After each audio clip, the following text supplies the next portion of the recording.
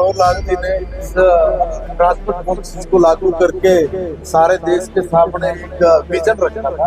हर जगह पे हर सब्जेक्ट का टीचर अवेलेबल हो जाए, उसका लाइट हो जाए, बहुत सारी चीजें उस पर हमारा काम चल रहा है। यहाँ तक खत्म होते होते हम लोग इस काम को पूरा कर लेंगे। मंदबुद्धि लोग हैं जिनको ये नहीं पता कि कब किस तरह की बात करनी लेकर के चर्चा आप क्या कहेंगे, कितने जिले बनने थे, कब तक बन जाएंगे, क्या रूपरेखा उसकी? है। देखिए अभी अलग अलग जगह से नए जिले बनाने के लिए, नई तहसील बनाने के लिए, नए उपमंडल बनाने के लिए, है ना, ब्लॉक्स बनाने के लिए हमारे पास काफी इस तरह की एप्लीकेशन आई है कि भाई आप लोग हमारी बात को कंसिडर करें। अभी उसमें कितनी जनसंख्या हो, कितना एरिया हो, है ना, वो सारी चीजें, कुछ नियम उसके लिए एक बार दिया हुआ है।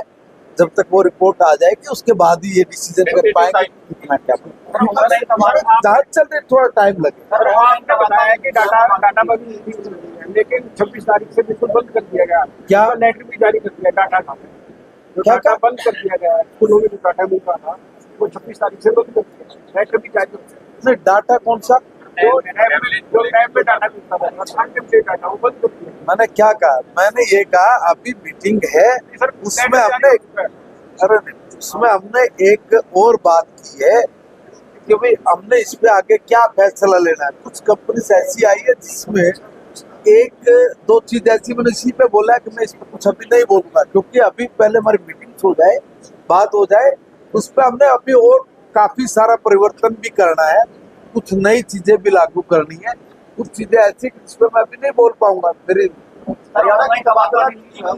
चारों तरफ सराहना हुई, दूसरे प्रदेशों में भी अनुकूल किया। कब तक ऑनलाइन तबादला? देखिए मैंने इसमें अधिकारियों को सीधा साफ निर्देश दिया हुआ है कि जो माननीय मनोहर लाल जी ने इस ट्रांसपोर्ट पॉलिसी को लागू करके सारे देश के सामने एक विजन रखा था, उसको हम लोग और ज्यादा साइंटिफिक तरीके से करने वाले हैं।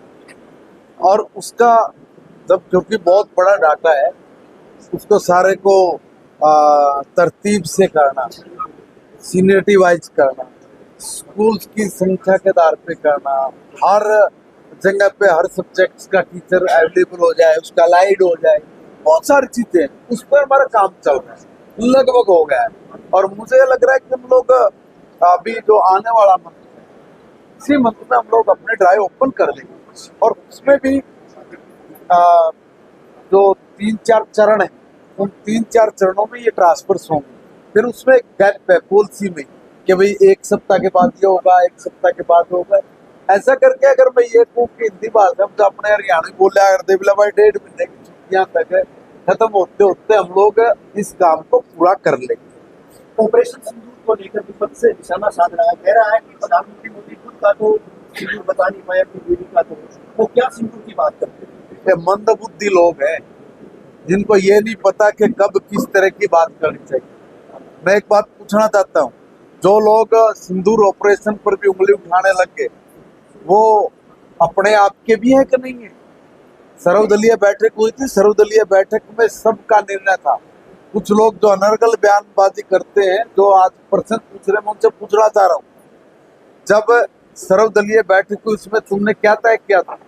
कोई कहता है कि इस देश का हस्तक्षेप होगा, कोई कहता है इसका हस्तक्षेप होगा, किसी का कोई हस्तक्षेप नहीं हुआ।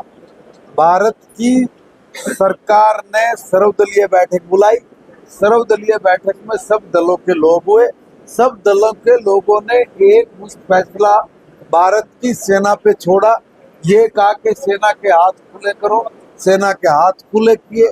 कब सेना ने अपना एक्शन लेना ये भी उन्हीं पे छोड़ा, कितना एक्शन लेना ये भी उन्हीं पे छोड़ा, और कितनी कार्रवाई करके अपने काम को बंद करेंगे ये भी उन पे छोड़ा, और आगे की रणनीति कैसे सेना करेगी ये भी उन पे छोड़ा।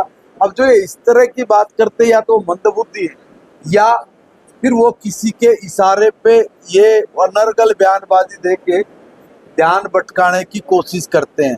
भारत की सेना का शौर्य वो हम सब के सामने है।